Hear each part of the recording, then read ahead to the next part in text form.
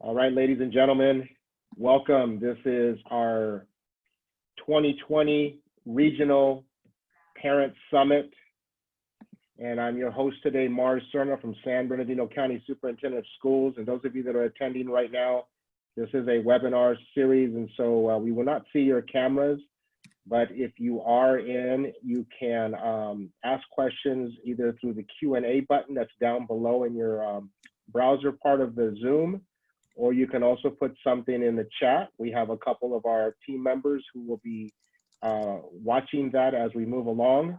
So I just wanted to make sure you have that. Another piece to this today is that it is being recorded.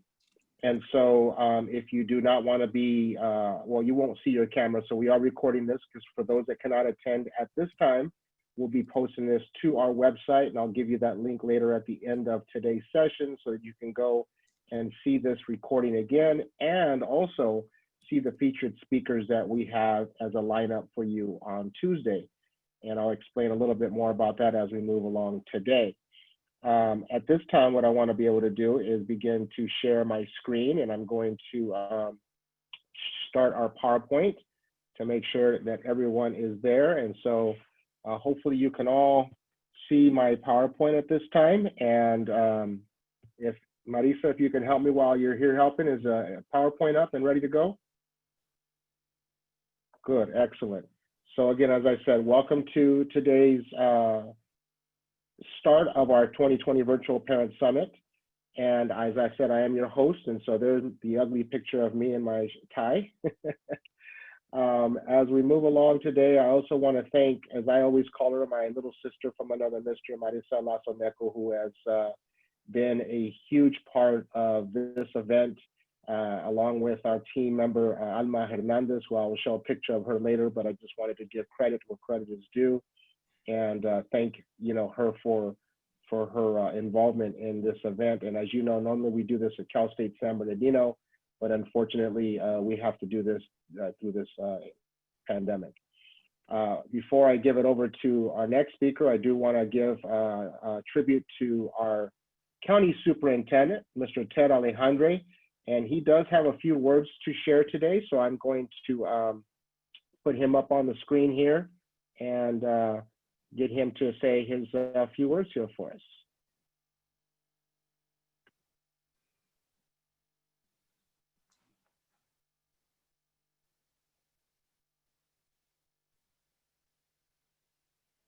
Okay.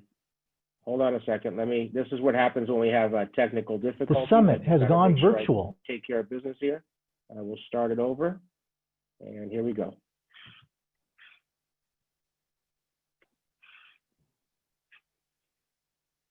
Hello, and thank you for joining us for the annual Family and Community Engagement Summit. The event has taken on a new look this year due to the COVID-19 pandemic. The summit has gone virtual and will be offered as a 4-day series. Each day will feature an amazing keynote speaker. The need for connection and engagement has transformed, and we have bridged the distance through the use of technology. We now have new opportunities to learn and grow as a community with a focus on equity and access for every student.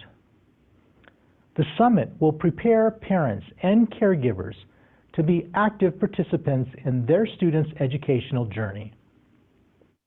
I want to thank Cal State San Bernardino Gear Up, San Bernardino County Children's Network, and the Riverside County Office of Education, along with all of our other amazing partners. Your collaborative efforts ensure that we create a vision of equity and a path for everyone in the Inland Empire and beyond. Enjoy your time learning with us. All right, that was Ted Alejandro, as I said, so thank you, Ted, for doing that for us today, and we appreciate the support that you give us on a daily basis to be able to do this awesome work that we get to do in the arena of family and community engagement. So next up, I want to pay tribute to our boss lady, who has been a breath of fresh air to our local control accountability plan department Marissa and I and Alma have the honor of working side by side.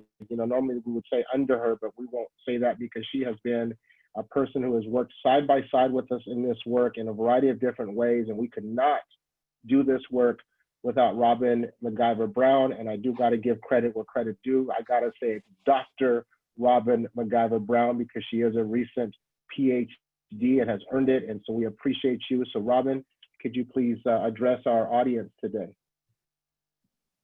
Well, I just want to thank everyone who has logged in to our first virtual summit, and the way this team at San Bernardino County Superintendent of Schools has worked together with all of our other partners to just really try and bring you the best of the best. We are kicking it off today with Dr. Daniel Walker, and we know that you're going to learn a lot from him. And then throughout the week, it continues to, I won't even say build, it just continues to start high and stay high. So we want to ensure that you go back and tell a friend, you send this link to any and every person that you can, because this information is well worth your time. So once again, we want to thank you for taking the time this afternoon to come and join and intentionally learn about parent engagement and all of the wonderful aspects of why parents are so important to us from day to day, and we couldn't do education without you. All of the guardians and just anyone who helps a student along the way, we are talking to you. And this week has been designed with you in mind. So thank you so much. Best to all of you, and make sure you share this link with other people. Thank you so much for coming. Thank you, Robin, so much again for those words and for your support. So ladies and gentlemen, you didn't come to listen to me. You didn't come to listen to Marissa or none of us that are at County Schools for Real. You really came to listen to the real deal, right? And I just want to say, I have a bio for this individual, but I've had the honor of working, as I say, side by side with Dr. Daniel Walker and his sister, who also works in education as the CEO of a nonprofit organization here in the county and is a board member in a local school district. And Daniel has been a person who has grown up in the community of Fontana. I can say that. I live here. I love Fontana. And so I've learned a lot about his upbringing and where he grew up and where he's gone. And he's going to tell his story a little bit today about that. So I don't want to say too much about that. But Dr. Daniel Walker is internationally known. He's been a recognized scholar in the area of education. He's also a filmmaker, which I just learned that not too long ago when he was traveling the world before COVID hit, doing a bunch of film, educational film for us. He channels intelligence, creativity, passion for social justice. And today's climate is really about how are we going to bring people together to improve the lives of our children, particularly our children of color, helping parents support their children through academic progress and success. So I just want to make sure that we pay tribute to this man who does this creative stuff. He also holds a bachelor's degree in psychology from San Diego State University. And it's so crazy because tomorrow's keynote speaker, Dr. Sergio Chavez, is also a graduate from San Diego State University. So there's some commonalities in some of the keynotes that are coming. But he's also been a president of Student Government Association. He has a master's degree in Latin American history. And this dude knows his history. And it's just a neat opportunity if you ever get a chance to talk to him about the history and how connected Black and brown individuals are. He can break it down to you by the exponential bit that we can. He's also a doctorate. He got his doctorate locally from Claremont Graduate University. And he has gotten that degree also from Global Contributions in Arts and Design. He has a PhD as well from the University of California, Riverside. So again, been here in the community, the Inland Empire grown. Dr. Walker is also the author of the critically acclaimed book, No More Slavery and Cultural Resistance in Havana and New Orleans. Ladies and gentlemen, he's also an Emmy Award-winning television series, Let's Have Church and The 10, and also the film Soul Brothers. And so, ladies and gentlemen, without further ado, I want to hand the microphone to my brother from another mother, Dr. Daniel E. Walker. Take it away, my friend. That's how you're supposed to do it, Mars. You're supposed to, all right. Hey, everybody. First off, I just want to say thank you, thank you, thank you. As Mars said, this is a crazy time period in history, and we are trying to figure out good ways for us to all work together for a common good. So I am honored and blessed to be here today with you. I want to give it up to everybody, the whole crew. First off, Daniel Tamayo. Daniel is the interpreter. Just understand, if you've never interpreted with me before, you might want to call a few other people in some other districts, and they'll tell you that it gets to going, and you just gotta, they say that I give a workout to the interpreters, all right? So at any time, Daniel, if you need to just go, hey, my brother, slow it down, lento, por favor, please just do it. And I will slow it down to make sure that you're cool, okay? I'm Mars, Robin, Marissa, everybody, Beverly. This is the crew, all right? And I thank you so much for what you are doing today. So let's get to it. Mars, hey, first Daniel, off. Daniel, yeah. Can I slow you down real quick? I failed to mention something, and I want to make sure, because you said Daniel Tamayo, our interpreter, that those that are needing interpretation services so they can hear you in full speed, if they go to the bottom of their Zoom platform, there is an icon that looks like the world, and it says interpretation. You will click on that world globe, and if you want to stay in English, you just stay in English. If you want to go to Spanish and listen to our wonderful interpreter, Daniel Tamayo, you hit Spanish, and he's going to interpret as fast as you speak today. I know, Daniel, like you said, go give him a workout. I just want to make sure those folks that need it have it. Marisita, can you give that message, because you speak beautiful Spanish? Can you give that message in Spanish for our audience? Thank you, Mars. So I'm going to go ahead and share this in Spanish for Spanish-speaking families. En la parte del chat he puesto las instrucciones y voy a seguir poniéndolas durante la sesión para las personas que nos acompañen. Pero las instrucciones son en la parte posterior de su página, de su pantalla. En la parte derecha van a ver la opción, un botón que dice interpretación. Si seleccionan esa opción, van a ver la opción de español, lo cual los va a llevar al salón de español.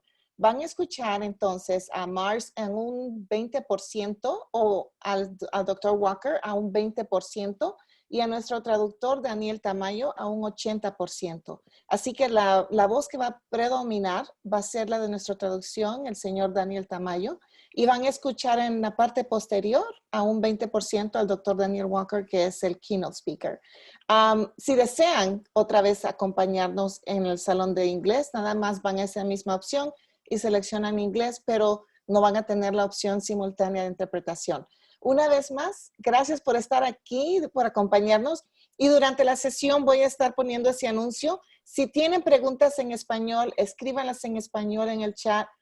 Alma Hernández y yo vamos a estar seguros de tomar esas preguntas y hacerlas al orador, Dr. Daniel Walker. Thank you. Thank you, Mars. Oh, thank you for doing that so eloquently, because I would have butchered that. And I speak Spanish, but not as eloquent as she does. So thank you, Dr. Walker, for your patience in this. You know, give us grace, because, you know, like you said, we're in unprecedented times. We're learning just as everyone else is. So my brother, it's all yours again. Okay, and just real quick, Mars, I just want to know time. So what time my piece needs it, just making sure.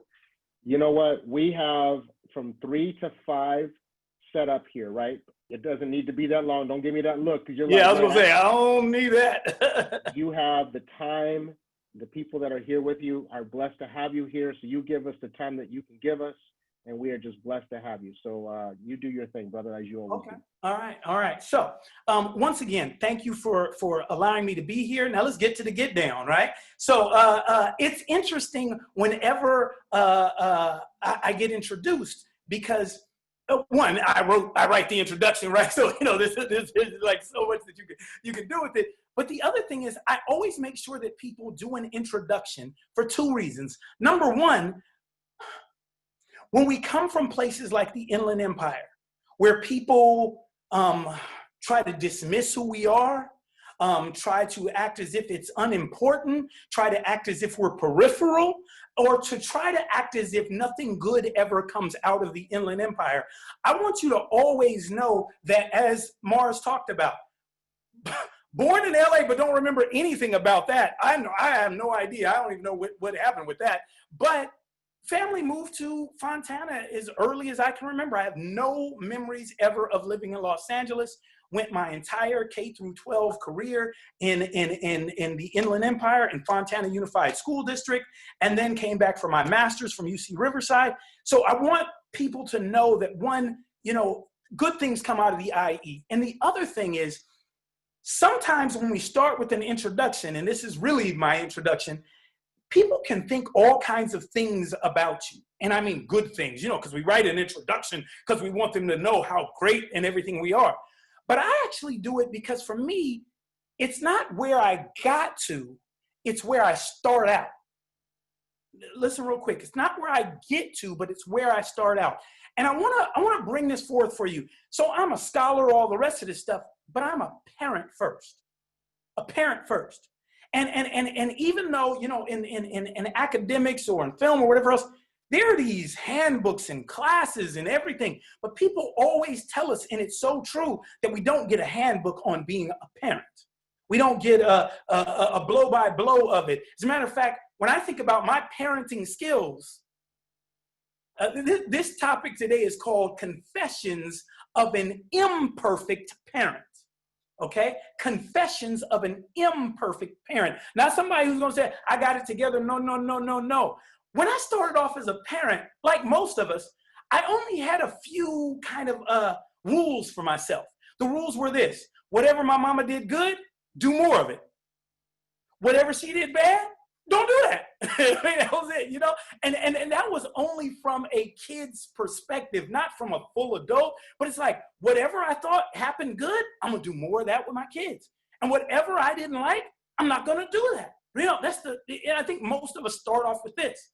But then it gets deeper when you start really trying to analyze, did your parents have the skills to be able to adequately do the things that they needed to do? So that in essence, I may have only gotten 50% of the parenting handbook from my mother, and half of that was good and half of that was bad, right? And not really realizing until, and I'm saying this to all of you who are parents, because we struggle with, are we doing good enough? I mean, am I a good enough parent? Am I doing the right things? And the craziest part, kids, oh my God, they're all different. Don't you wish they all just kind of, that whatever you figured out with the first one, you could just apply it to the second one and it would just work easily. And then the third one and the fourth one. But that's not it. Once we think we got it with one, the next one is so different. One is so loud, the other one's quiet. One is sports and the other one isn't. You just look at them and they do what you ask them to do. And another one, it's a real fight consistently to get them to even acknowledge that you are the person who feeds, clothes, provides shelter for them or whatever else. They act like they run this thing, right? And we're all worrying, am I doing too much? Am I doing too little? Am I spoiling my kids? Am I doing enough?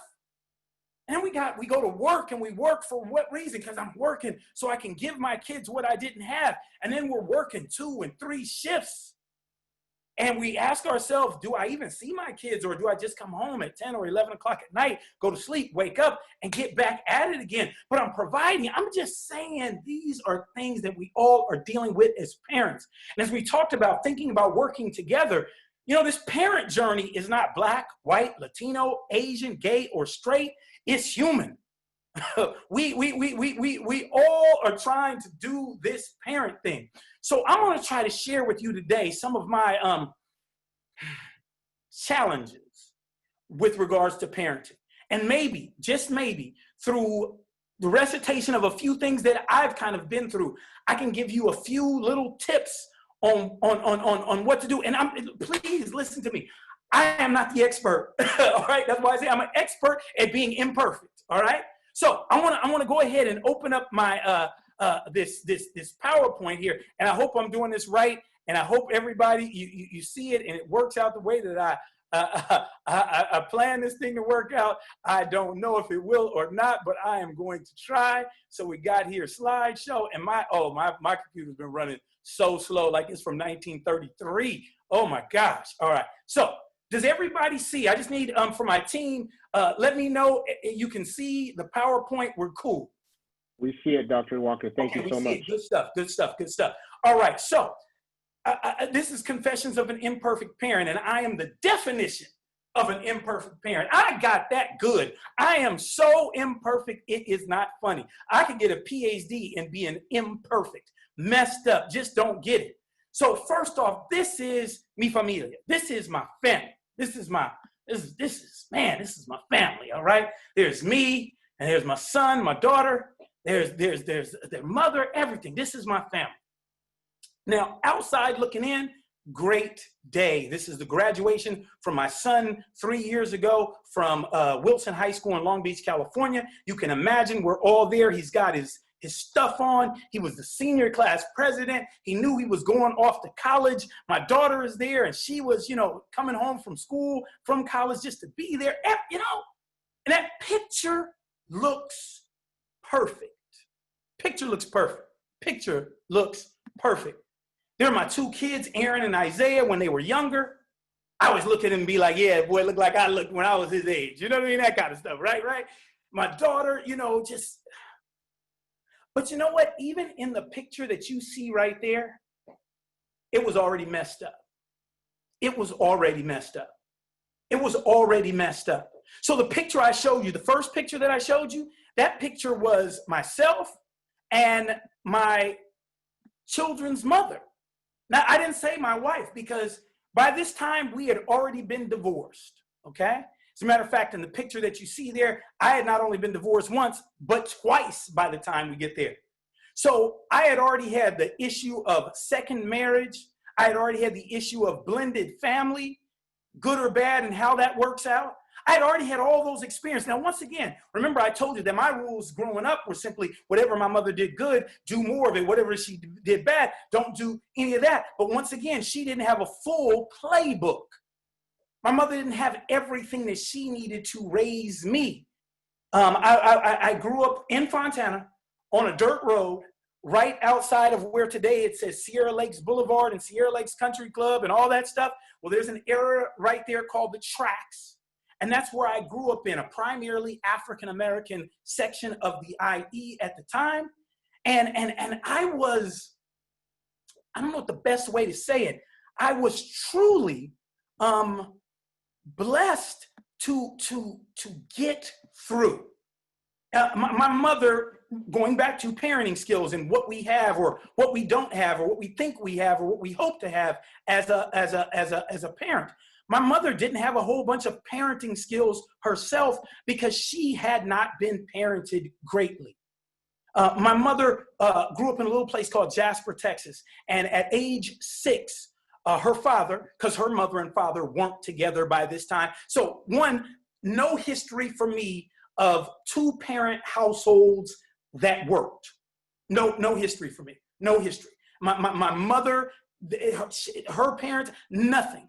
So when she was 6 years old, my grandfather had come back down to Texas. He had moved to California. He and my grandmother had already divorced. My grandmother had already had another kid. And he went down to Texas and took my mother from her mother and her community. So she was age 6. And all of a sudden, she is brought away from everything that she knew and brought to live with her dad. And her dad was a mean person. He cared about grades. And that was about it. It was do your work, do your work, do your work. And she was an only child living in Central California, Madera, California, on a farm. And he was abusive, verbally, physically, and sexually. She left his house at age 16 when she wrote a letter to her mother who had moved to Los Angeles and said, just give me enough for a one-way bus ticket from Central California down to Los Angeles. And shows up at my grandmother's house when she's 16, never having lived with my grandmother, seen her hang out, but never having lived with her, shows up at 16. They're living in a one-bedroom apartment on Central in Los Angeles. My mother then enrolls in school. And because of the issues she had had with her father, issues of abandonment, issues of sexual exploitation, issues, my mother struggled to figure out this whole relationship dynamic. Bad choices with men. She married at 18 just to get a place out of the house. I know some of you know what I'm talking about. Literally went from this house to this house to this, and then that marriage didn't even last 6 months. And then my mother met my father. Now, mind you, she had become pregnant with her first husband, her only husband, I should say, her first husband. She had already separated from him after 6 months.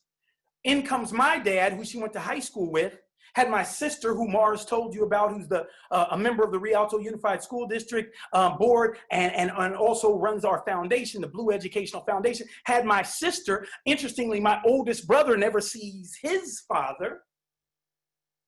He saw my father as his father. I'm just, ugh. And then I come along. My mother and father aren't together. They're just together to create me, but not together in a relationship. My mother, once again, having interesting issues with men and relationships because of the fact that she had been abused sexually by her father. My mother is then working in a strip club off Western in Los Angeles, California, pregnant with me, and meets my younger brother's father. And they get together and produce my younger brother. That father served 40 years in prison for murder. He just got released last year. This is what I'm saying, that we can start with all these degrees and all the rest of the stuff, but the notion that my mother didn't have the skill set or the tools to be able to give me much in the way of wisdom around parenting. She was trying to figure it out because she hadn't had the right tools. I'm saying that because some of us, many of us, that's our story. We don't have any models or anything like that. So we end up, in Fontana and living there. So I'm starting with this notion. I thought, oh my God. When I first got married, I thought I would be married forever. Never changed, because I wanted to have this because of my upbringing. So I was dedicated to this. But as I said, within 2-3 years of my kids getting there, they were 2 and 3.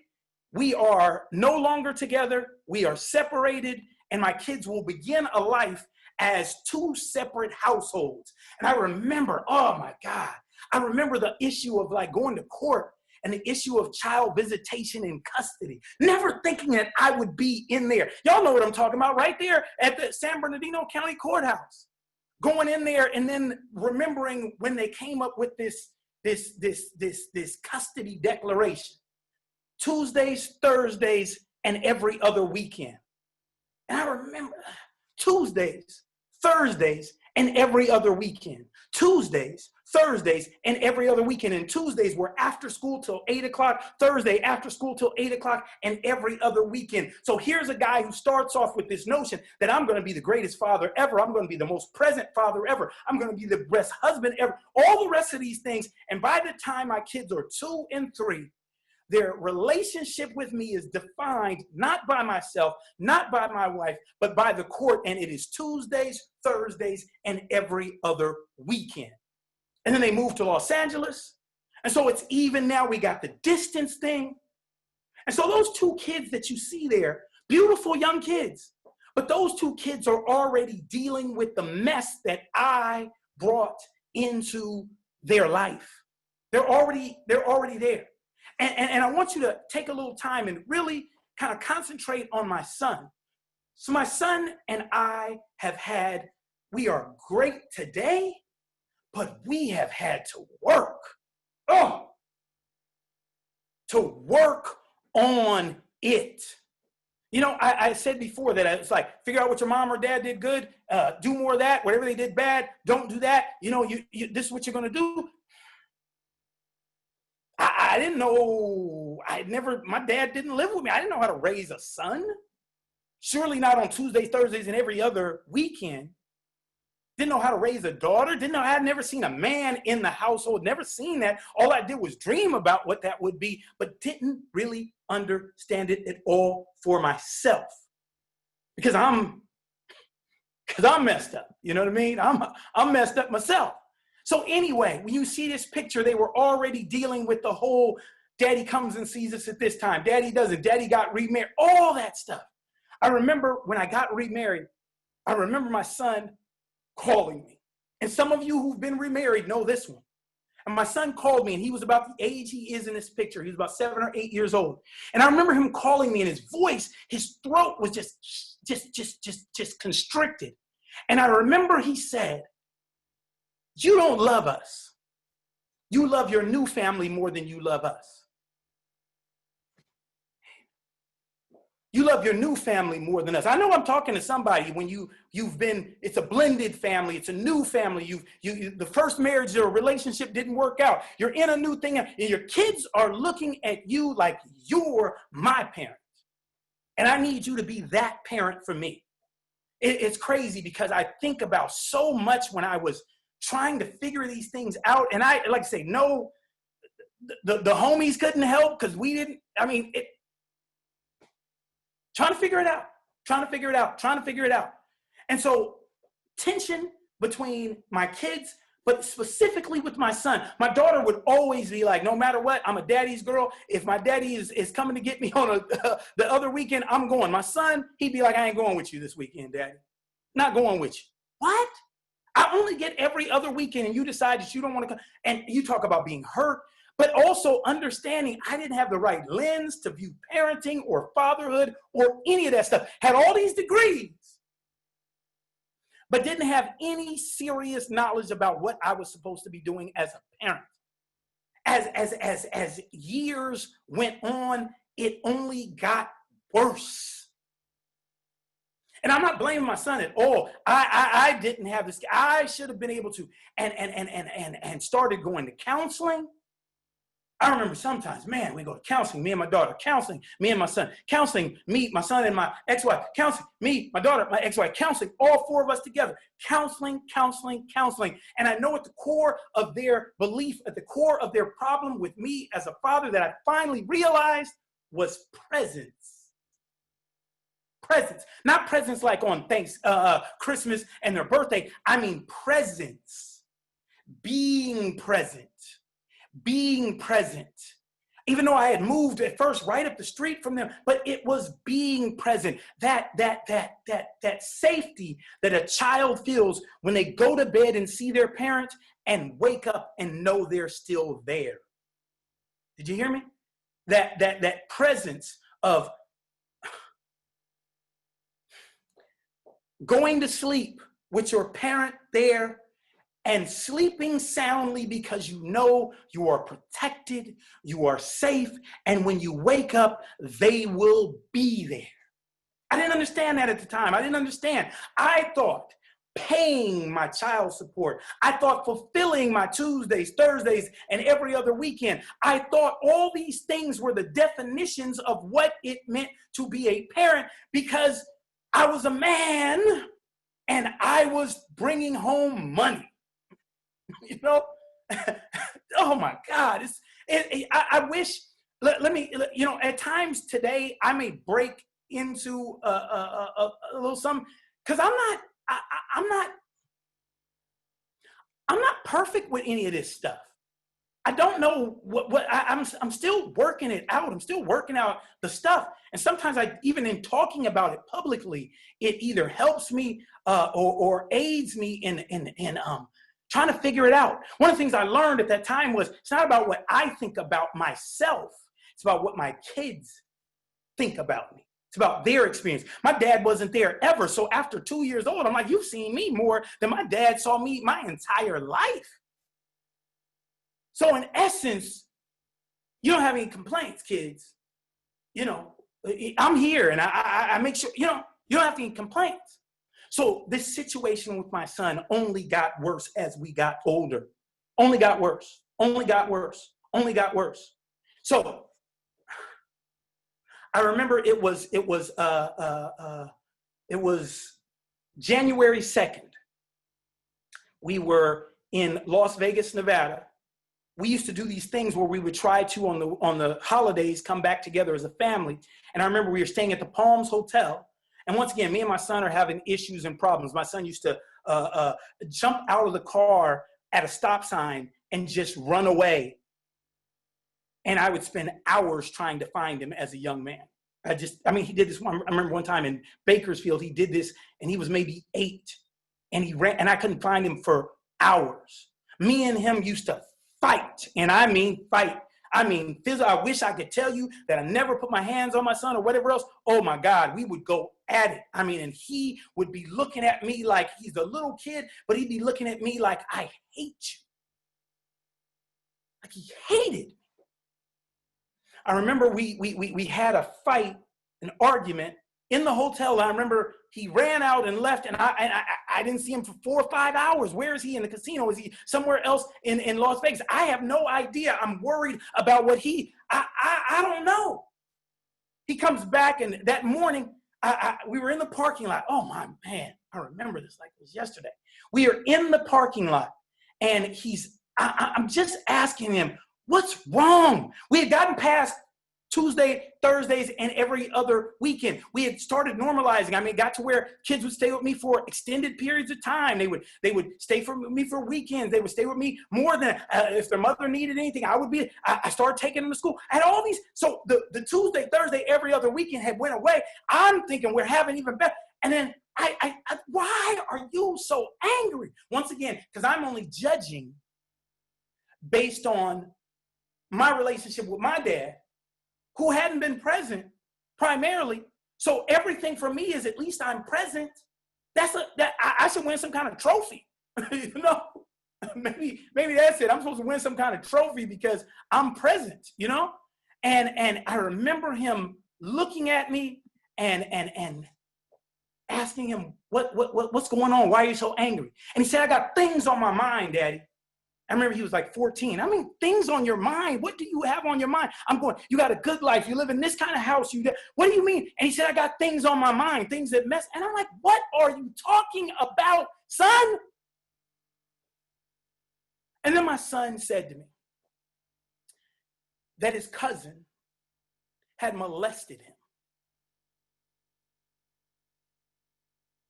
That when he was 5, and then again when he was around 10, that his cousin had molested him. That had molested what?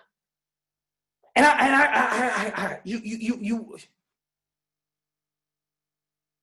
remember the notion being there when the kid goes to sleep and being there when they wake up in the morning and the safety that they could have. And I could now start to think of what my son thought of me and thinking, of course, Daddy, if you would have been here, this would not have happened. I don't care what happened with you and my mother, but if you would have been here, this would not have happened. I would not have to deal with this issue. This would not be, and now you start thinking about his anger and his angst and his being upset and all the rest of these things. And I'm starting to realize, yes, it's because I'm not being the type of person that I needed to be in his life or in her life. And I started to really start to catch this thing. This is what's going on. So crazy. I had a flash of anger at his mother. It's not her fault. It's on me. This notion. I told you not to let him be around those people. Told you not to let him be around him. I always knew something was wrong with that guy, that kid. I always knew. Why? And it was in my, and I wanted to be so angry. And I remember, and I don't know how many of you are people who believe in a higher power, but I remember the feeling that a higher power stepped in and said to me, Daniel, it is not about you. It is not about your wife. It is about your son. It is about your son.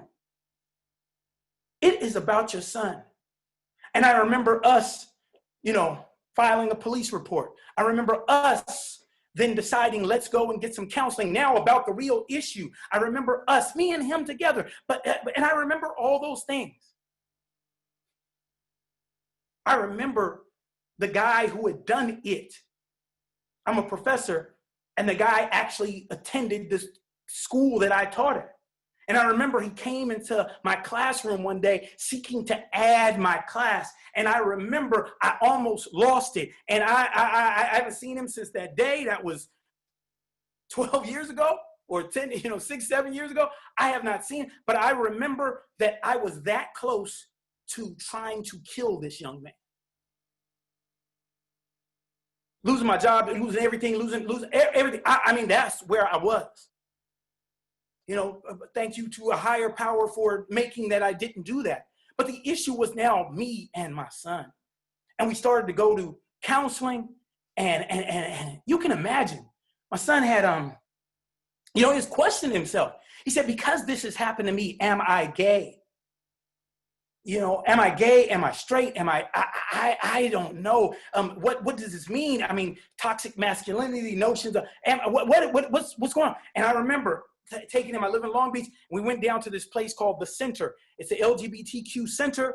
And I remember I was like, hey, son, if you're having ideas or thoughts or whatever else, I want to be the one who helps you through this. So let's go, and we can go down to the center together. I told myself that there may have been a million things that my son could have been upset with me for. He could have been upset with me for not still being with his mother. He could have been upset with me for remarrying. He could have been upset for me of not being there to protect him. But I said to myself, he is never going to be able to say that my daddy found out that I may or may not be gay, and my dad either disowned me, beat me, or what. That's not going to happen. No, that's not going to happen. That's not going to be our narrative. That's not going to be our narrative. It's so funny because today my son will say things like, my daddy may not be the best this or that, but he was the best father to have a gay son. I had always been an advocate. I had always been okay. This is not going to be our issue. So starts high school and everything is moving forward.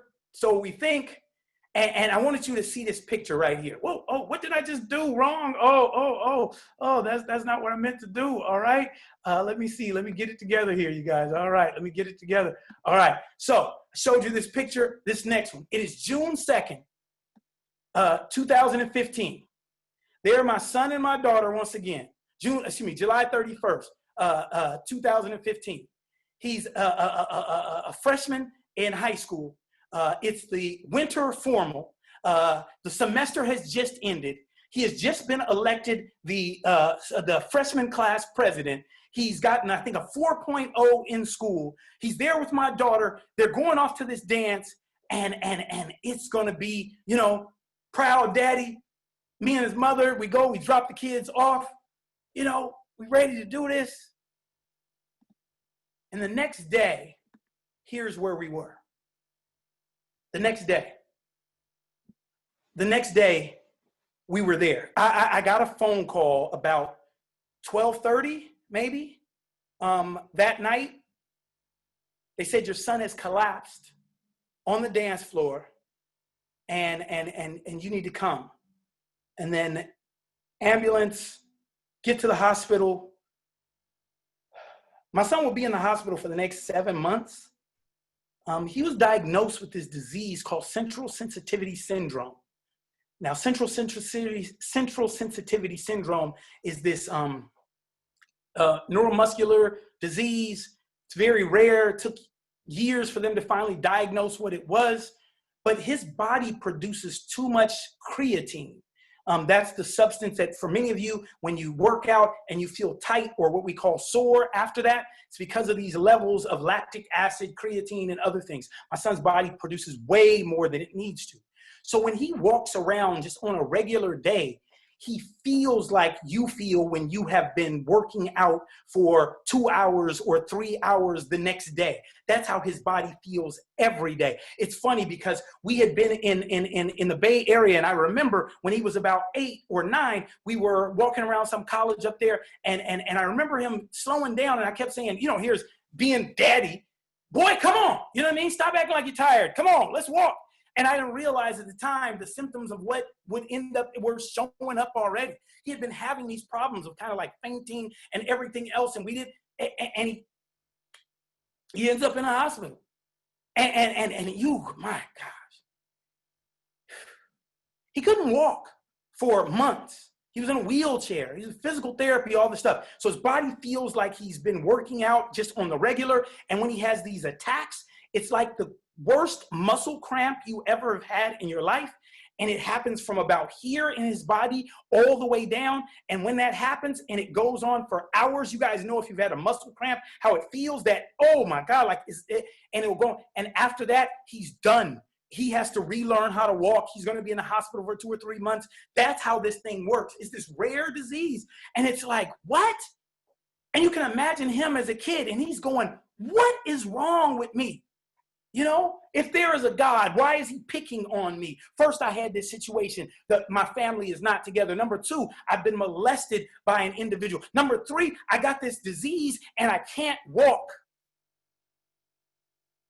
You want to talk about trying, you know, parents, you know this, when your kids are going through something and you're trying to talk them out of it or you're trying to encourage them and you're just trying to find like what, you know, what can work. And sometimes you're like, this always works, and it doesn't work. And this always works to cheer him up, and it doesn't work because he was experiencing grown adult emotions like depression. And it was, you know, and it was not, it was serious. I remember when, because of the depression, I remember one time the doctor prescribed these these psychotic, you know, these antidepressant drugs or whatever else. And I remember him giving me a call about 6 hours after taking this pill. And he said, Daddy, something's wrong. And I said, what do you mean? And he said, I'm not myself. And I was like, what do you mean? And he told me he was having thoughts of suicide. And he said he's been depressed before, but he never had, he said he knew it was this medicine that's causing him now to think these thoughts that he had never thought before. He had been depressed, he had been in the hospital, but he hadn't had these thoughts before. And I remember taking that bottle of pills and throwing it as far as I could into the ocean because that pill was making that happen. Once again, counseling, counseling, counseling, counseling, counseling, counseling, counseling. Counseling, man, tell him it hurts to talk about this stuff. So then I remember the day, it was like,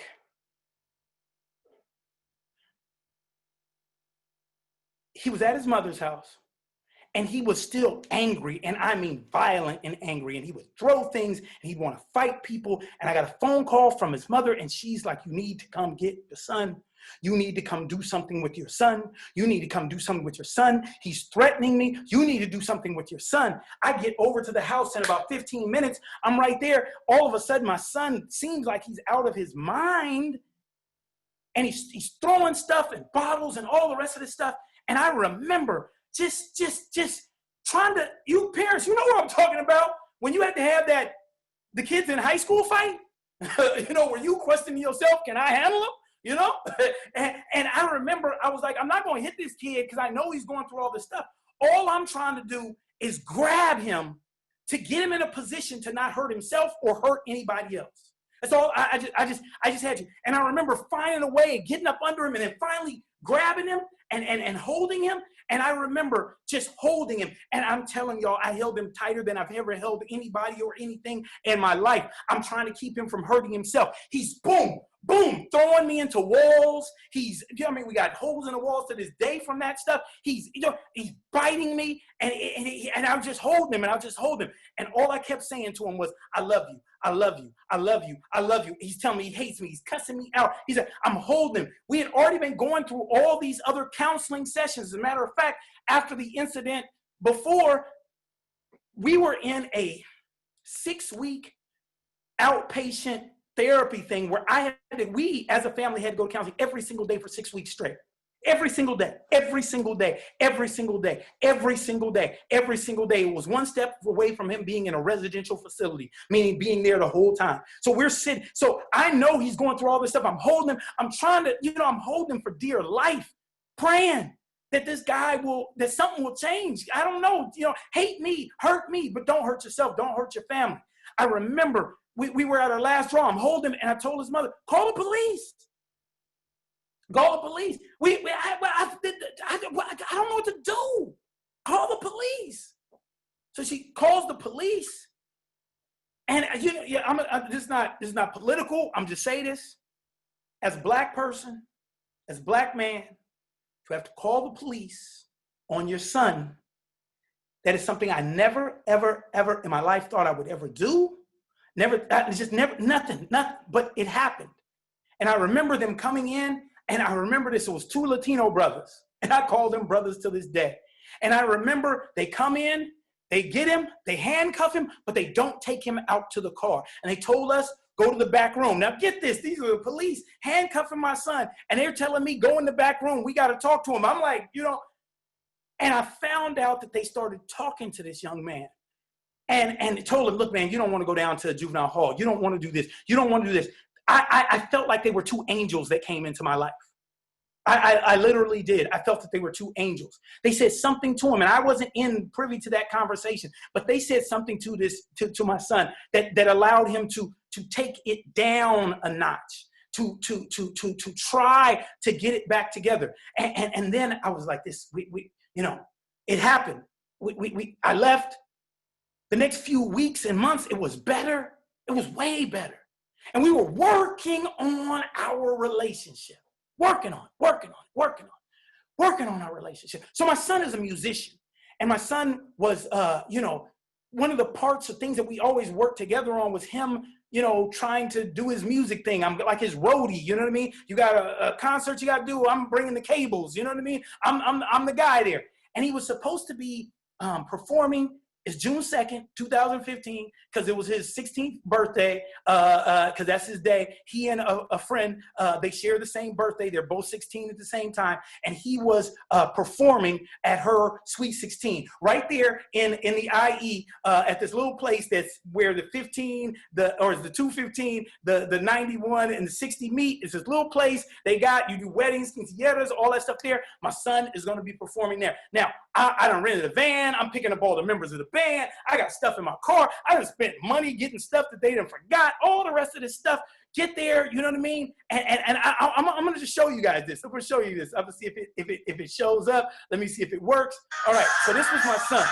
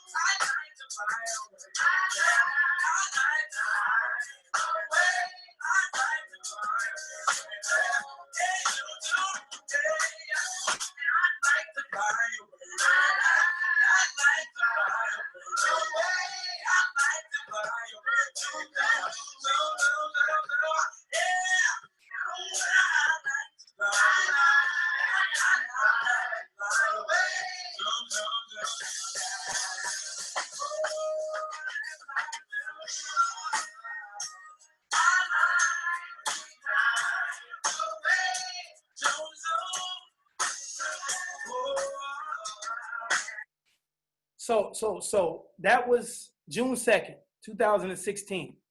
My son is performing, but there's a whole lot of backstory. Oops, let me stop this thing. Sorry about that. Whole lot of backstory going on here. The band that he has, cool, but his background singers didn't show up. He's stressed out about these background singers not showing up. If you guys might have been like, oh, the background singers sound kind of, not a little disjointed. That's his sister and his two cousins who had come just to be there and support, and we had to then turn them into the Supremes. You know what I mean? He had to teach them the parts, all the rest of the stuff. If you notice, when he'd be looking over at them, kind of like, you better get it right. You better get it right. He's kind of like a little James Brown, okay? He does that thing. So we're sitting here. I'm like, this is going to be a day where he can have some joy. It's his birthday. He's doing his thing. He's figured it out, but he's a perfectionist. And he's got, I started seeing and recognizing, you see, he's sitting on a stool because his disease. And I started recognizing that he was getting weak because I know the signs when the disease is about to kick in. And he's trying to live off of the adrenaline of the moment. He always felt like at that time, like somehow he had to make it, like there was some some mogul from some record company in the audience and they were going to discover him or something like that. He always felt like it was this, like he was so serious about his stuff, you know what I mean? And he wants to perform more, but I can see it. I'm his dad. I can see that it is not good. And I basically told the band, you guys can pack up and go home. It's over. And he wants to do more sets. And then he comes, I swear, he comes out of the stage and he comes right around the side of the stage where I was at, telling the band members they could go ahead and pack up their stuff. And he starts to go off on me. And he's, Daddy, and he's going off on me. Why? You don't have a right to stop this. You don't have and once again, I'm his dad. I'm watching. I know I've seen my son go through stuff. I know that he's on the brink of having one of these attacks and everything else. I don't want to see him in the hospital anymore, but he can't see that because he's 16 and he's in the moment and he's going. And I remember we were arguing on the side of the stage. You just come off the stage. They see you over here arguing with your daddy. I mean, come on, And then we decide, let's take it into the bathroom. I mean, serious. We're going to take it into the bathroom. And I remember him just going in on me. And I remember he said this thing. He was like, you want to be me. Well, I don't want to be you. I'm somebody on my own. You know what I mean? But he was going, and he was just so incensed. And then something happened. Something came in and rested in his spirit. And he stopped. He was hard, you know what I mean? He was, all this mask, all this stuff. And he said to me, he said, Daddy, why does it have to be so hard? And I was like, what? And he just started crying. And he just started letting out, Daddy, the music director was supposed to be there and she didn't show up. And then she said this stuff on social media. And then the singers did. And then no, and I got to pay. And he just started crying. Then he was just like, why does it have to be so hard? Why does it have to be so hard? Why does it have to be so hard? That's when he told me, which I didn't realize.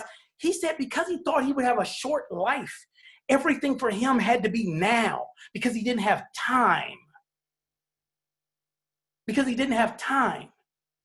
So he was 16 and believed that his life was going to be cut short. So he did not have time. So that's why he would be so stressed about it, because he had to make it now. And he just started letting out. And I swear, you guys, that is the day, June 2nd, 2016, that I got my son back. Ever since 5, it was never cool. It was always, there would be good days, good weeks, good months, but I never had this confidence that we were good, that I thought we're going to go into adulthood with this person who understands you're your father and you're a son and you have the responsibilities and the obligations of those kind of things, but we would never, ever be close. That we would never be what I dreamed that I would have and had finally created with my dad, by the time I was in my 20s or whatever else, but that we would never, ever have that it was gone. But that night, June 2nd, 2016, his 16th birthday, I got my son back. And I remember just holding him. And I was thinking about the time I held him on that night with the police, but this was a different hold. This was a love hold. And I was crying and he was crying and people were walking in the bathroom trying to figure out what the heck is going on. What is with you two? You know what I mean? And then I told him, I said, son, pack up your stuff. It's your birthday. Go out there and enjoy yourself. Go and listen to the DJ. You ain't got to be the person making the music. Enjoy yourself. I saw him out there dancing and being free for one of the first times in so long. I got him back, y'all. I got my son back. I got him back. I got him back. I got him back. I got him back. I got him back. I got him back. I got him back that day. I got him back. I got him back. I mean, I just think about it right now because he's right in the next room right now. He's probably listening a little bit to what's going on here. I want to give you 3 things, just 3, and they ain't no big, huge things or whatever, y'all. 3 things that I got to give you. That if you don't know nothing else, if you don't take nothing else, and I know we all go through stuff. Some of you guys are worried right now your kid is not doing well in school. Some of you guys, the kid comes in the house and closes the door, goes in the back room, and you don't know how to break in and talk to him or whatever else. Some of you guys are dealing with the fact that your son, your child, your daughter, your son doesn't know if they're straight, if they're gay, and they're working out all that stuff. And you've got people in your household who call them funny names and do you got kids who have been suspended. You're trying to figure all this stuff out. And once again, you don't have the tools because your parents didn't have the tools and you never knew what this stuff was. And you're just trying your best to be a good parent. I got 3 things. Number 1, listen. Listen. Just listen to them. Just listen to them. I know it gets hard, you guys. I know we're balancing a whole bunch of things. I remember when my kids used to, I would pick them up, but I'd have all this stuff. The phone is ringing and I got something I got to do and I got to run over here. I remember the day that I said, I'm going to stop being on my cell phone. If it was my Tuesdays, Thursdays, and every other weekends, I was not going to be on the cell phone. I wasn't going to be on the phone on those days at that time. I was going to take care of everything else I had to do. And I made that. And people still know me to this day. I'll be like, I'm with my kids. I'm not talking. I'm with my kids right now. I don't have nothing to say. I'm with my kids right now. And I'm listening. And that's the thing. I just started being like, I'm going to listen. I'm going to listen because I'm wondering maybe if I would have listened better when he was probably trying to say something at 5 that I was too busy and he was trying to talk to me and I didn't hear that he was probably trying to say something about this cousin and I wasn't listening because I was too worried about my own grown folk stuff and he's 5. So what does a little kid have to say that I need to listen to? I'm being totally honest. I wish I could tell you that I was in tune and understood everything, but I didn't. I wasn't listening. So number 1, y'all, you got to listen. I know it takes time and I know we're working hard and I know we got multiple kids, but you have got to listen. And I'm throwing that out there because you can imagine because I was going through so much stuff with my son. What do you think my daughter was going through?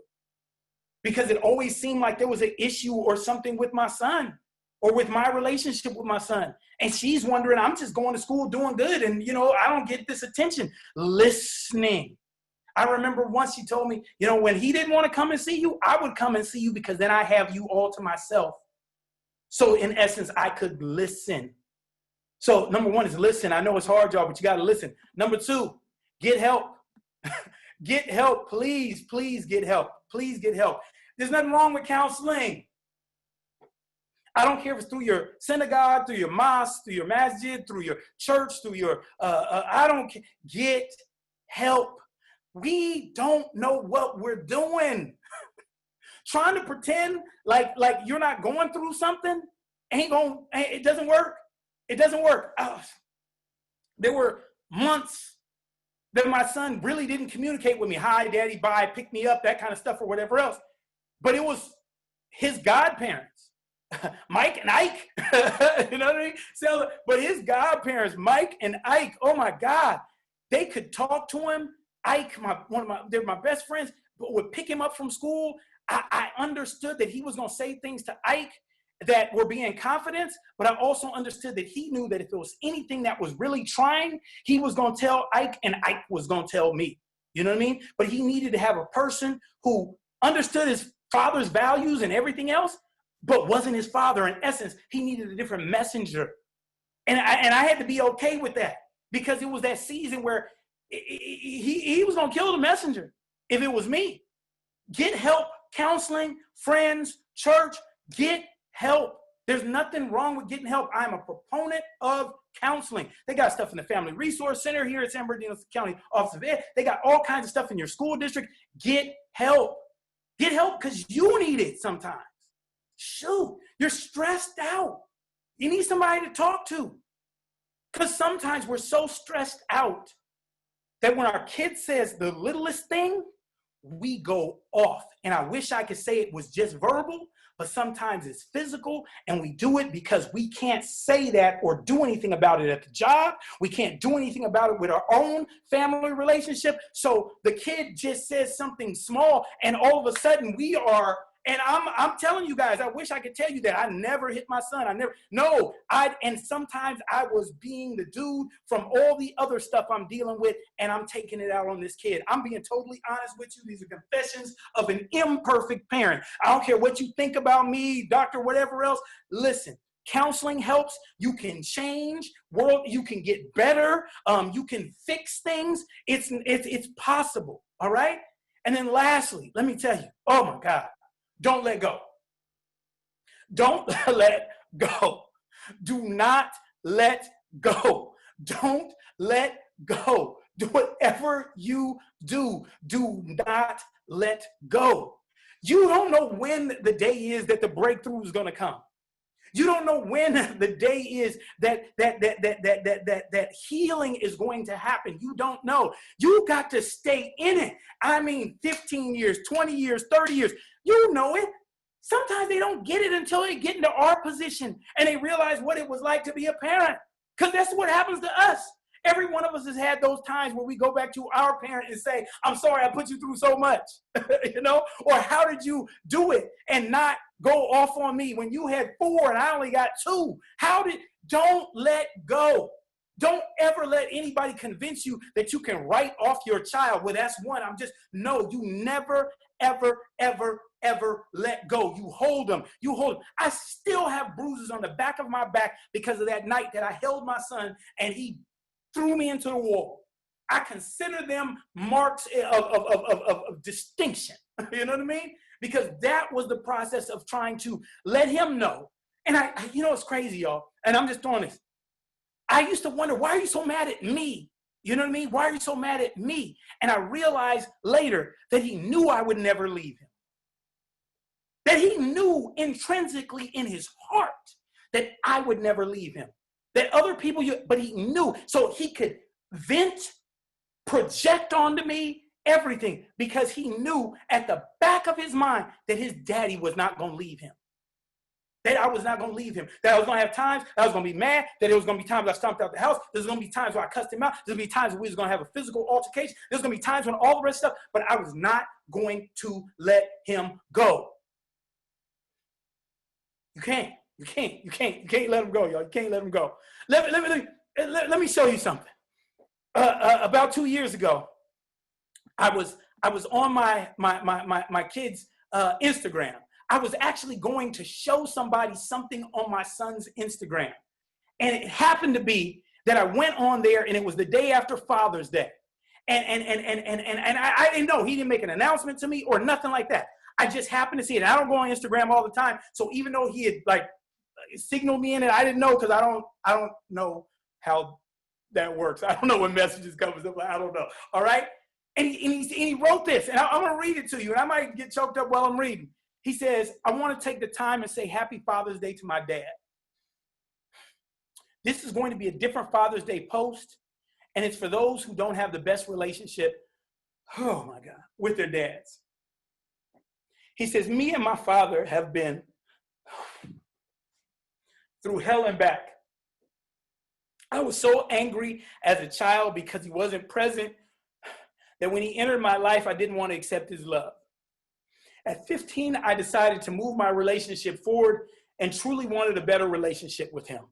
Let me tell you, it has not been easy in cats. There were more fights and more arguments and more, don't talk to me ever again. But today I'm proud to say that we have our own relationship. I'm sorry, you guys.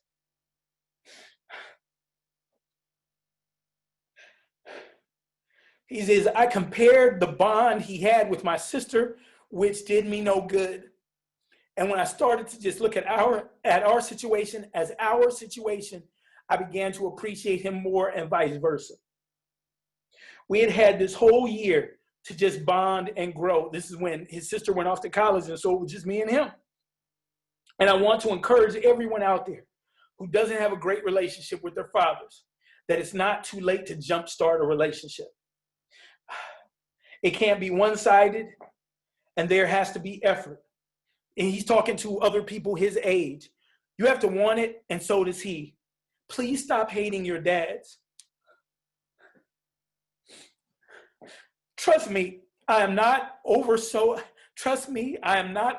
much shit that man has done to me, but I had to start letting things go to move forward.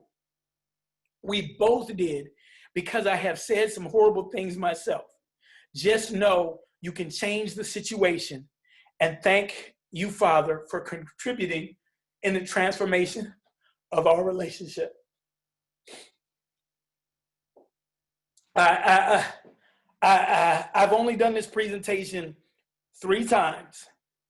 Once last year for San Bernardino County, and one other time because one, I could never do it until I had closure or something with my children, because I'm in the midst of it. My kids used to say, people think you're all this and people think you're all that, but what about us? You know, what I told you, it's not about what anybody else thinks about it. It's about what the relationship you have with your children. So I was not ever even free to talk about this thing until I read this. And he's in the next room. He might just come in here in a second and say something, you know what I mean? But man, the growth from him as a young man, as an adult, the work that he chose to put in, the work that we have had to work on together, the transparency. I've been in places where I just let him tell the story about us, and I've sat there and said nothing. And if people think that I'm dirt or trash or whatever else, believe it. But my son is the most important thing. My children are the most important thing. I can care less about what somebody thinks about me. It is about that relationship with them. So I wish I could tell you that, once again, I have answers. I wish I could tell you that I know everything. I wish I could tell you that I got the parenting handbook down. I wish I could tell you that I never made a mistake. I wish I could tell you I never hit my kid. I wish I could tell you all that stuff, but I can't. I'm a human being, and I have worked like crazy. I have learned to listen. I have gotten help, and I have decided that I would never, ever, ever let go. Never. I want to kind of just to end, this is a message from my daughter. This was a text that she sent. We have a family group chat. Once again, me and her mother are together, but we keep this family group chat going. This is after we dropped her off at college. And she said, I just want to thank you both exceedingly and abundantly. She's very spiritual, you could tell. For the most part, you guys got along. You both were pleasant to be around. I admire your dedication to me and ensuring I had everything I need to be successful, to be a successful adult living on their own. Thank you for the many things you've helped me with this summer and over the last school year. I couldn't be the person I would without either of you, and couldn't be the same successful person. Thank you for motivating me, loving me, supporting my dreams. Good job, parents. I hope Isaiah's time is even more amazing than mine. That was right before that year started. Those are my 2 kids today. My daughter is a senior at Syracuse University, and she is a social justice warrior, all right? My son is a junior at the University of Miami, and he is a social justice warrior, musician, and all that kind of stuff. We have such a better relationship right now. We talk about stuff straight out. We can just kick it as 2 people, but it wouldn't have happened if we didn't put in the work, all right? So I wish I had a million other things I could tell you, but I can't because I don't have a million other things to share. I'm gonna turn it back over to the crew. You guys tell me what you wanna do and everything with it. But as I said, I'm an imperfect parent. We all are. I wish and pray that, I could have been the best ever, but I'm working on it. And it's not about what happened in the past, remember? It is about where we're going. And the relationship that me and my children have today is all because I started to listen, got past my own stuff. I went out and got help. And lastly, I never let go. Thank you very much,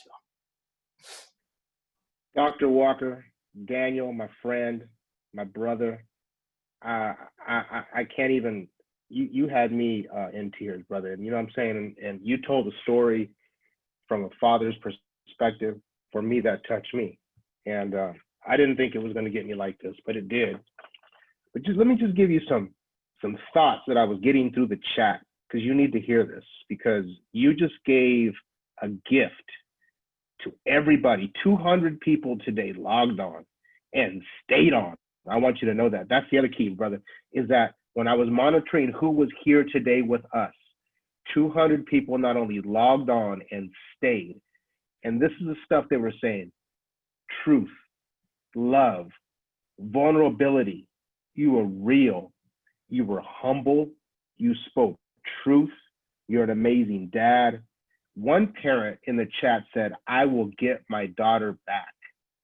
That was powerful. That means that you just changed the life of at least one other parent through the chat. And I'm sure that all the other ones that were listening, they didn't say anything in the chat, but that was a comment that someone put in. You are a gift. Thank you for being transparent, and you're an amazing dad. And that was just what I could grab while I was trying to transition between you ending and doing this. To listen, to get help. And I would encourage people, that is an amazing thing to have, to get you a network of people around you that can support you and help you and not judge you, right? Because that's always the piece that we get sometimes, right? We get these people that want to judge. And the lastly is to never let go. And brother, you hit everything on point today. I don't even know how to express myself beyond what I'm saying to you right now, is that you were amazing. I'm so happy that I was able to reach out to you and that you said yes. Thank you for saying yes to us today, because I don't know what else to say. Marissa and I were texting back and forth, my little sister, and she had given me some messages, and then I was getting some group texts from my colleagues that were on another text today of just how powerful. You had what we call church up in here today, right? In the Black community, we say we had church up in here today. You preached a beautiful sermon, brother, and I just love you and respect you even more than I ever have. So thank you so much. Marissa, I'm gonna turn this over to you real quick. Do you have anything you wanna say? I just want to echo Dr. Walker. Thank you for bringing your journey to us. In the chat, we saw gratitude from our Spanish-speaking families, from our English-speaking families, saying thank you for bringing your corazón, your heart, to us today, because you spoke from it. I was personally saying to Mars, I'm so glad I'm not the host today, because I was doing the ugly cry and I wasn't sure I was able to talk in one moment. But because as a parent, it gets real. And as a parent navigating right now life, our children, and keeping our mental health so we can be well to take care of others, it's so critical now more than ever. And it's humbling to hear out loud your wisdoms share that it's okay to reach out for help. It's okay to say, I don't got it together. And I raised my hand and I said, I don't got it together. I need help every day. So thank you so much for bringing your journey, your wisdom. I think all of our families can say that it's just liberating. It really is comforting to know that we're all in this together, that we don't have it together. We have to hold each other's hand. So thank you for opening today our Parent Summit with those words that it's we have to have grace and compassion for each other. I think in education system, we've been so used to seeing scores, but besides and behind those scores, we have kids' lives and stories, and you lifted that for us today. So as an educator, thinking of what our kids bring to the screen today, right? Because the classroom is different today. When we go back to the classroom, inside or besides that desk and that student sitting at that desk, there's a story that's happening every day, day in, day out. So what do the kids bring to the classroom? As a parent, what is my kid bringing home, and how am I listening to that story? Like you said it so wisely, sometimes we're trying to still complete our dreams and grow into the person that we want to be, and we forget that we have a little one looking up at us. So I cannot thank you enough. I mean, I'm going to start crying soon here. I cannot thank you enough for lifting that for me personally, but for all of us parents, and starting this summit saying, let's have grace to ourselves, for ourselves, and for our children that are growing up. So thank you so much. And on behalf of all of our families, thank you so much for sharing your story and your journey and your wisdom that it always surfaces anywhere you go. Thank you. And I just want to say lastly, I'm thanking my son and I'm thanking my daughter for having grace with me, because they could have said no and decided to go in a whole different direction. And I thank my children for liberating me to be able to talk about these things, because we talk about them together, And so I just, hopefully, if anybody's just, it can get better, And we're in them certain grade years, you just don't know if it will ever get better, but it does get better. So I thank you all, and I thank you for allowing me to come and share just a piece of this story. So, amen. That's why I'm gonna put an amen on that one.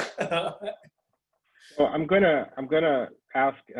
You have a little time if someone puts a question in the chat, or not the chat, but the No problem. question button at the bottom. I think that we answered a few here. Alma's been graciously doing her thing behind the scenes, and I see some questions got answered. I did see somebody named Martha say, Dr. Walker, powerful message. I admire your courage and humility. So, and that's just one comment. There were so many that came in through the chat just like that.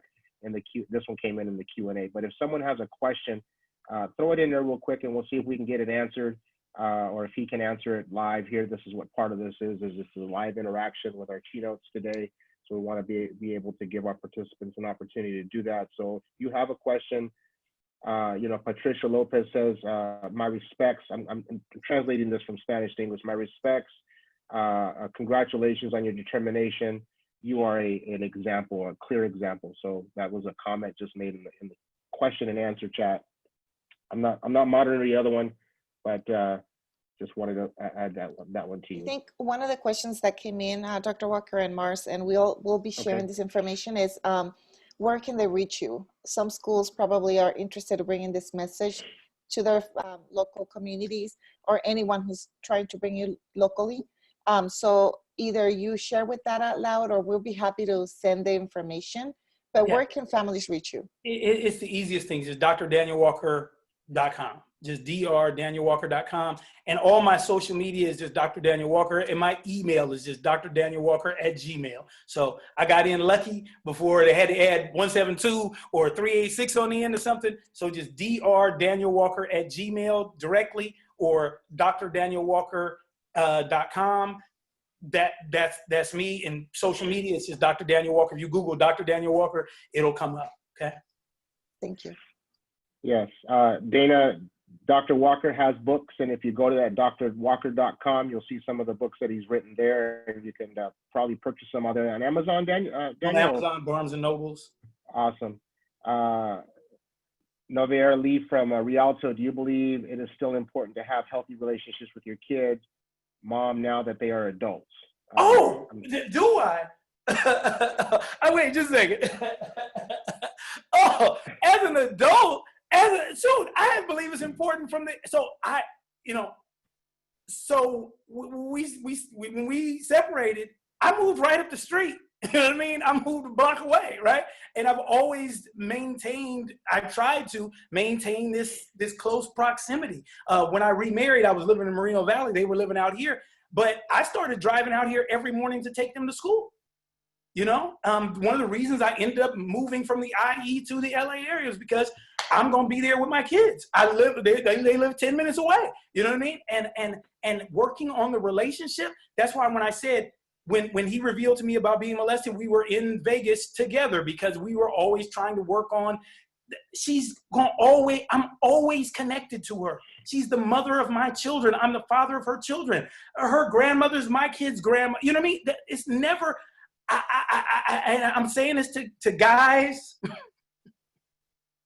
because we can get in our own way. We get all jacked up. That's your baby mama. That's you got to. And there's been times, she will tell you, where it's been we've been rough or whatever, but we know, I tell you, we have this group chat that we've had always. We keep the group chat for us together. We throw jokes in there. We talk about stuff. The dude she's dating now, I love him. Like, he got sick. He was in the hospital. I was like, wait, I gotta go see him because I'm like, she's happy, so I'm happy. You get me?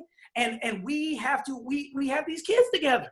You guys know, whenever you have a divorce, separation, whatever else, when the kids are young, especially, and they get older, everybody's talked about this, they try to play you against each other, right? They can figure out that because you want to be super daddy or she wants to be super mommy, then they can just say no to this, and then they can go to the other one and get it. Me and her made a pact that we weren't going to do that. They know exactly, if they say something to her, I'm in agreement. You know what I mean? She says, what'd your dad say? If your dad said that, I'm in agreement. So funny, when we used to be in school, we went like 3 years at this one school and they never knew that we were divorced.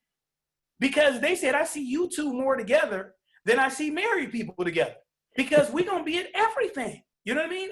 That's what we're going to do. So I'm saying, especially if you're a dude, and you're out there with this stuff that you do because your baby mama, no, you got to work on this thing because when you're healthy, they're healthy. They can sense it. And when you're at odds, they know, they feel the tension. They know when you're saying stuff like tell your daddy this or tell your mama this because you don't have a direct line of communication. So you're talking through the kids. I'm preaching to somebody right now. I know what I'm talking about. That's not good. An 8-year-old shouldn't be ferrying messages from you to somebody else. You should be the one doing that. And whatever you got to do to make that happen, we have been to counseling, me and my ex-wife together. You'd be like, why do you need counseling? You guys are separate. Because we're parents together. Because we're parents together. So is it important? It is the most important. That's the one thing. If you get a divorce, remember, we all wish everybody could be married forever, but this is life and that don't happen all the time. All right. And I guarantee you, a huge number of people listening to this thing don't mean that the husband and wife are living together right now. Right. And so many times we have all these things that we go through parents, and they talk to us as if we are these two parents and whatever else, and they're not talking about our reality. Our reality is we get remarried, we have blended families, we have conflict between that stuff, and we got to figure it all out. The only way we can figure it out is to figure it out together. That's the only way we can do it. So I believe I have practiced it. That's one thing I don't feel any like, oh, there'd be something coming up, somebody I didn't do it. No, people are always like, you too? Yeah, that's what we do. You know what I mean? We work it out. Even though we argue together, we don't try to argue in front of them. You know what I mean? We keep it together. Well, you see, my daughter was like, y'all acted like you had good sense. Like, yeah, y'all seem to be okay. And like right now, it is like great, but we continue to work, continue to work.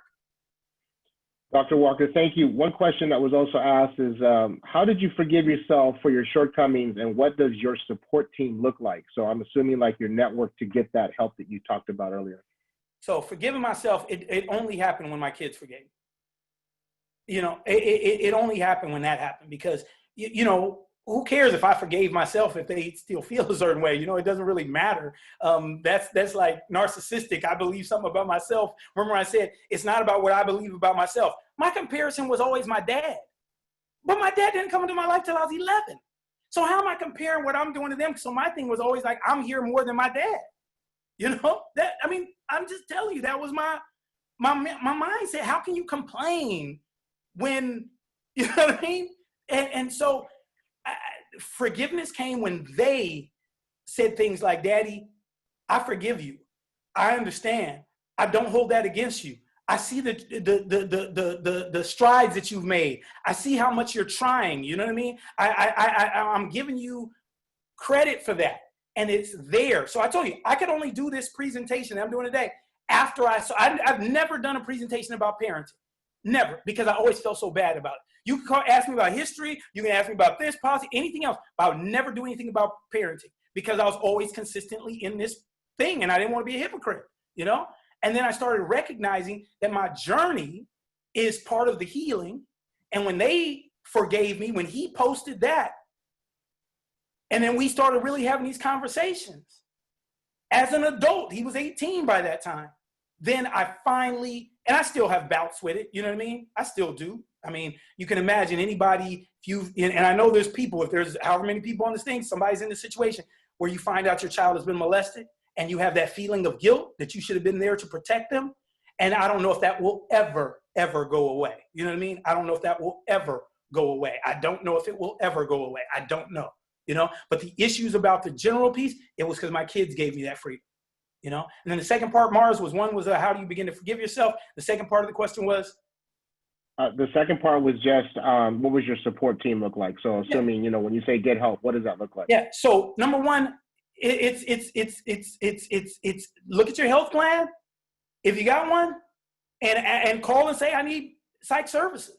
You know, Kaiser, you know, out here, I can tell you where it's on Lomita Boulevard, right here in the South Bay or whatever else. They probably know me better than, you know, and get psych services. Stay diligent even when the phone rings and they don't give you the appointment you need at that time and you're like, I remember one time I was like, they told me something like, oh, we have an appointment like in 6 weeks, right? You know, in 6 weeks you can come. I said, no, I don't need 6 weeks. They were like 6 weeks. I went down to the place. It was this place off Magnolia in Riverside. I went down to the place and they were like, kind of like, you just called it. Why are you coming in here, right? And then I told them, I said, look, I need help now. Literally. And sat in the lobby like, you guys are going to send somebody out here to take some time with me or something, because I'm failing here, you know? So one, it's whatever healthcare you got, use the fact that you have that healthcare system. You guys know, if you don't have this kind of healthcare, IEHP, psych services are in there. If you're, you know, county, they're there. So there's psych services places out there. Number two, the issue of friends. You know, I have these friends and I love them so good, and they've been in my kid's life, so they understand the journey, they understand something, and I'm telling you, it was giving it away to my two best friends, Mike and Ike. I mean, it sounds like the candy, Mike and Ike, and just trusting and not being like, what did he tell you? What did he tell you? Or whatever else. And I know that my son understood they're just a surrogate of me. You know what I mean? He understands the only reason they're in their life is through me, right? So let them be what they gotta be, you know? And I got a group of the homies, the homegirls, who sometimes they just have to be like, look, come over here. You need to understand something. I got this friend, Jackie. She just would be, sometimes she'd be like, you wrong. Your daddy didn't do that wrong. You need to act like it. But they don't need to hear that from me. They have to hear it from somebody else. And then she's just like, sometimes she'll tell them, you know, you're 17, 18 years old. You need to grow up and be this way. So I think all those different levels of messaging, and I would say this, all those different levels of listening, because it's not about the messaging, it's about listening. So all those different people listening to them, and then literally them coming back with me with just the important things that I need to know. And I know that my kid wants me to know because he told it to my best friend. So he knows. I would say this, you guys know when your kids post stuff on social media, they want you to see it. You're like, no, they don't. Yes, they do. They know that you watch it. They know that cousins of yours, they know that your aunt, they know follows them. So if they say something that sounds like they're just really, really struggling, they know it's going to get back to you. They just did it that way. And then your job is to not be like, oh, what did you post on your social media? It's to say, what can I do?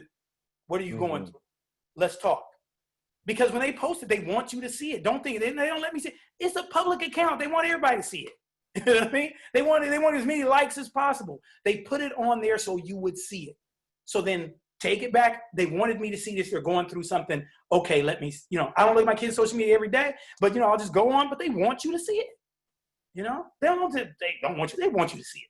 That's why they said if they didn't want you to do it, they wouldn't put it on social media. So, you know, that's part, you know, but it's all these pieces. It's friends, it's church, it's the counseling services from the healthcare, all those, but none of it works unless you say yes. And none of it works unless you say yes. Thank you. And I have one more, and I think you'll be done. And this one should be the last one for the day. Is as a mom of kids that say to them, I hate school. It's not going to serve me well. I'm not going to use it. How do you? What do you tell a mom that hears that from her kid? It's about figuring out what is it that they want to do, right? And listening, really listening. What do they think they say that they want to do? And then you got to, and I'd say this, if you don't have the resources yourself, asked people, my child is into this. Is there a way in which I can get them connected to this? Is there a way in which I can get them connected to this so that they can get another messenger in that thing that they say that they want to do that tells them that education is important? You get me? You know, they need to hear somebody in what they swear they want to do say to them, for you to be able to do that, you really got to do this. You know, I learned a lot from this. I learned a lot from that. I learned a lot from this. My son, I told you, he's a musician. So he was always just like, I don't need school. You know, it's like, if I'm going to make it, I just need to do my thing. I don't need to, you know. But, and actually, when he went to college the first year, when he came back in the summer, he was like, I'm not going back to school. You know, he's like, I'm not going back to school. And I'm like, what? But I mean, I always feared it because he's like, a musician, you don't need this, right? And then I remember just waiting all summer, and I was supportive. I was like, you want to go back to school? Okay, you're going to do this music thing? Then what do we need to buy is equipment, and if you're going to practice, you need, you know, whatever you need some new lessons, whatever it is, we're going to, you know, but I'm sitting inside going, ooh, I please hope that he changes his mind. I hope he changes his mind. I hope he changes his mind. Then he posted this thing on social media where he was getting down. I mean, this dude, you saw him when he was 16. He's bad at 20, right? He's doing his thing. And I figured, wow, he's really progressed. I know he's on his way. And he hit me up like 2 minutes later and said, Daddy, I want to go back to school. And changed his major from business and moved to media management and music entertainment, which actually fits what he really wants to do instead of doing something to please me or whoever else. I don't know. And now 3.8, 3.9 every semester, all that kind of stuff. But you got to find somebody who, in what they want to do, who tells them, who they can then have a respect for, who then, in essence, gears them back around. Remember I said that you got a group of people who know what your program is. So they're going to just switch them around, you know what I mean, and send them right back and say things like, you want to do what I do? Well, it's this thing called this, and you got to do this to be able to do it. And tell them the stories they got to tell them because they don't like you as the messenger. You know, we all were there, right? You're in high school, you're like, what do they know? My mama don't know nothing. My daddy don't know nothing, right? You got to get somebody in what they want to do to gear them back around to it, you know? And that can help out tremendously because you just preaching it, they've heard it a million times. They need to hear it from what they say they want to do. I want to be a game programmer or whatever else. Get somebody, find somebody, call the school, ask them, do you know anybody? Ask the teacher, do you have a friend who might do this? Because maybe something that you don't have friends in, because there's lots of things that we don't, right? But find a way to get it and do your research and push them, let them know that's what they need to do. Because it's hard. It's hard. I don't need this. I can just go out here. My son used to always come up with, like, he could tell me everybody who made it without being in college. You know what I mean? you know, and this person made it, and this person made it, and this person made it, this person dropped out, and this person did. John Travolta only went to school to 16. You know, all this stuff. you know, but finding somebody else to gear them back. Or lastly, finding somebody that they love, like the grandmother, the aunt, somebody like that, who will do it in the right way, to gear them back. You know, I want to see your grades. How you doing? You know what I mean? You doing good. I like it. Can I come up to school and see you? You know what I mean? Doing something to make them from somebody that they just love, that they never gonna say nothing negative about, right? That they love. Get that person, because you get turned off after a while. They do. You know, they click off and they mute you. You know what I mean? So. Well, thank you so much, Daniel. I appreciate you so much, man. You have been just a spirit in this virtual setting. Who knew you could deliver such a powerful message like this, brother? I mean, I've seen you in person at Cal State and a variety of other venues, but man, you just hooked it up today. So thank you so much. Before everyone leaves, I just want to tell you also, after this is over, it will be available once it's rendered. So this is being recorded. So we will render this and we will have this available hopefully by tomorrow on our website. And so if you're looking at this slide at the bottom of the Family and Community Engagement Summit 2020 sign there, you'll see a bit.ly link there. I believe Marisa has that link and she'll share it in the chat for us if possible, or Alma, one of my help here will help me do that right now and get that on the chat for you so that you can access it. And then when you go to the website, today after 5, we're having these presentations that you see on the left side of this slide: counting collections, building early number sense, how to improve academic achievement, Learning Without Limits, Footsteps to Brilliance, Schooling in Peace, Part 1, Unplugging from Devices and Plugging into STEAM, Apoyando el Comportamiento, that's going to be a Spanish workshop. El Bienestar Familia will be a Spanish workshop. And then how to engage staff and families, how to engage families through the California EL roadmap. And this is for staff and families. And so you'll see those that'll be posted on the landing page. And when you go to the landing page, all those will be to the far right of the web page. And so if you look at it on a cell phone, some people are using a cell phone, it may not show up. So you have to turn it into landscape. That means, taking the phone like this, moving it from, I don't know if you can see my phone, but moving from here to this and allowing it to go sideways so that you can see it. You'll click on each day. You're going to see you're going to see Tuesday, Wednesday, Thursday, Friday, and it'll say featured speakers over the top. What I can do is click on this, and let's see if it does open up the page for me. And so you'll see what I'm talking about. So hopefully here's the web page, and on the right side here, you'll see the dates of our featured speakers, and each day we're releasing a new series of event people. So you'll see here on the left side of this, you'll see tomorrow it's Dr. Sergio Chavez, Director of English Learners at Santa Ana Unified School District. On Thursday, we have Laurel Kirchhoff, Digital Learning Specialist, and then on Friday, we have Michael McCormick, Superintendent of Valverde, who will be closing us out. So I just want to make sure to remind you of all of that. And here's a picture of Dr. Chavez, who will be here tomorrow, our keynote speaker. And he'll be talking about his journey through family and community engagement. And you don't want to miss his work, because he has been a breath of fresh air in the Inland Empire. Like Dr. Walker said, who says good people don't come from the Inland Empire? Dr. Chavez was a principal over at Fontana Middle. And he's also from Pomona, doing great work when he was there as a younger cat, as I call him, in Pomona. And now he's in Santa Ana Unified doing some wonderful work. At this point, I hope I didn't miss anything, but we really want to thank you for joining us today. If you need to reach us beyond today, there's our contact information. In between Robin and I is Alma Hernandez, who has been on this today, and she is a beautiful lady. We appreciate her support for us and the work that we do. We could not do this work without Alma. All the emails that you got, the connection information that went out in the OMS, all that stuff is because Alma behind the scenes is doing some great work. I also want to thank our people in our tech services department. Today we had Kyrie and Attila who set up this platform for us to get on here today. And hopefully I didn't miss anything. Marisa, if I missed anything, please, be my help here. Did I miss anything? No, you didn't, Mars. You have covered everything. And I went ahead and typed it on the chat that all the information, all the workshops will be available after 5 p.m.